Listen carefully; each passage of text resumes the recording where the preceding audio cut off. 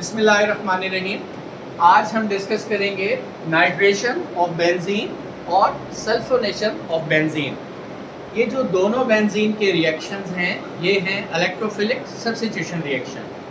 अब जो नाइट्रेशन है इसमें हम क्या करते हैं, बेंजीन को ट्रीट करते हैं नाइट्रिक एसिड के साथ और सल्फ्यूरिक एसिड इसमें कैटालिस्ट का काम करता है और हमें नाइट्रोबेंजीन हासिल होती है और साथ पानी बनता है।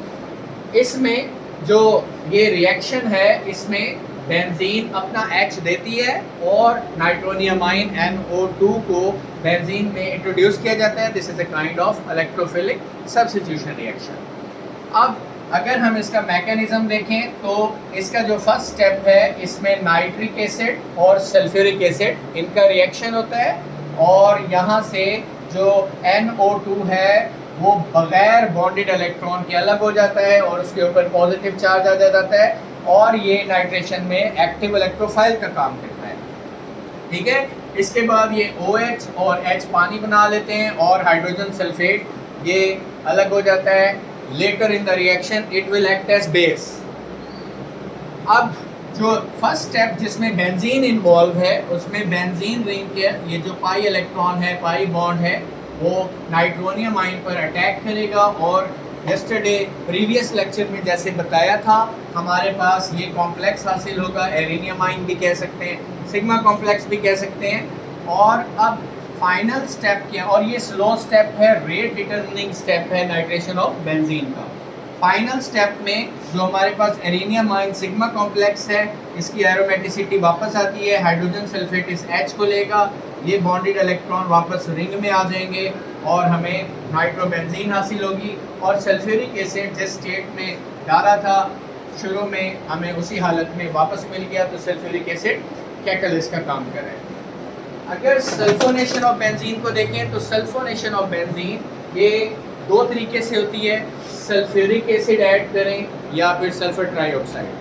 तो सल्फर ट्राईऑक्साइड के साथ सल्फोनेशन आसानी से हो जाती है, it require room temperature, while in the case of sulphuric acid high temperature is required about 80 degree.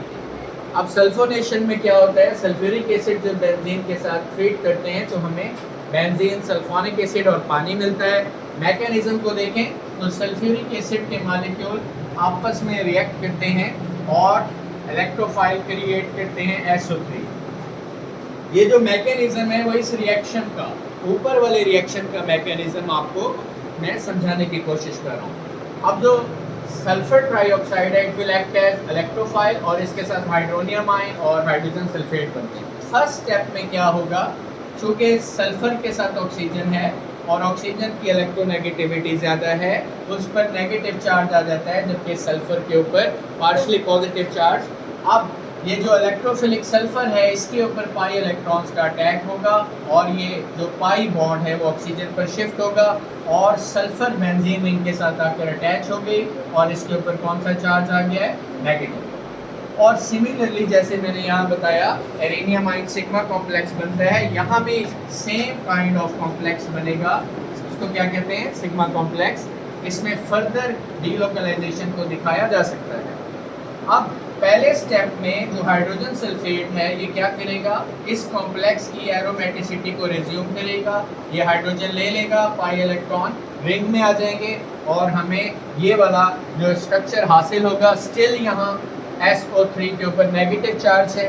Final step के अंदर ये जो हाइड्रोनियम आयन बना था इसके पास एक हाइड्रोजन एक्स्ट्रा, वो ये नेगेटिव जो इसके ऊपर इलेक्ट्रॉन्स हैं वो उस H को ले लेंगे और फाइनली हमारे पास बेंजीन, सल्फोनिक एसिड और उसके साथ पानी हासिल होगा। तो ये दोनों मैकेनिज्म, नाइट्रेशन ऑफ बेंजीन और सल्फोनेशन ऑफ बेंजीन, तो ये आज हमारा टॉपिक था। Thank you very much.